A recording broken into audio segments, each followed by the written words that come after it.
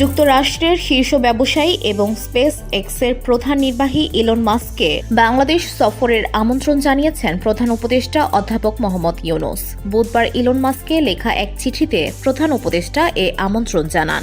একই সঙ্গে মাস্ককে দ্রুততম সময়ে বাংলাদেশের স্টারলিংক স্যাটেলাইট সার্ভিস চালু করার আহ্বান জানিয়েছেন প্রধান উপদেষ্টা। অধ্যাপক ইউনূস তার চিঠিতে ইলন মাস্ককে বাংলাদেশি তরুণ তরুণীদের সঙ্গে সাক্ষাৎ করার আমন্ত্রণ জানিয়ে বলেন, এই তরুণ তরুণীরাই স্টারলিংকের প্রধান উপকারভোগী হবেন। মালয়েশিয়ান প্রযুক্তিতে তৈরি অত্যাধুনিক cleaning machine modern vacuum cleaner যে কোনো ধরনের ধুলো ময়লাকে পরিষ্কার করে ঘরকে করে তুলুন চকচকে ও আকর্ষণীয়। Modem, brand of luxury. প্রধান উপদেষ্টা বলেন, আসুন অধিকতর ভালো ভবিষ্যতের জন্য আমাদের অভিন্ন লক্ষ্যে পৌঁছাতে একসঙ্গে কাজ করি। চিঠিতে বলা হয়, বাংলাদেশের অবকাঠামোতে স্টারলিংকের সংযোগে গুরুত্বপূর্ণ ভূমিকা থাকবে।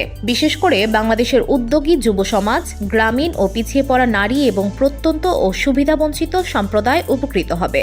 প্রধান উপদেষ্টা তার হাই রিপ্রেজেন্টেটিভ খলিলুর রহমানকে স্পেস এক্স টিমের সঙ্গে নিবিড়ভাবে কাজ করতে বলেন, যাতে আগামী 90 দিনের মধ্যে স্টারলিংক সেবা বাংলাদেশে শুরু করা হয়।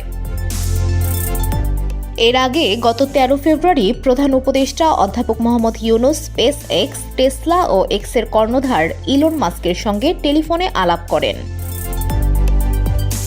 VOD Bangla news desk.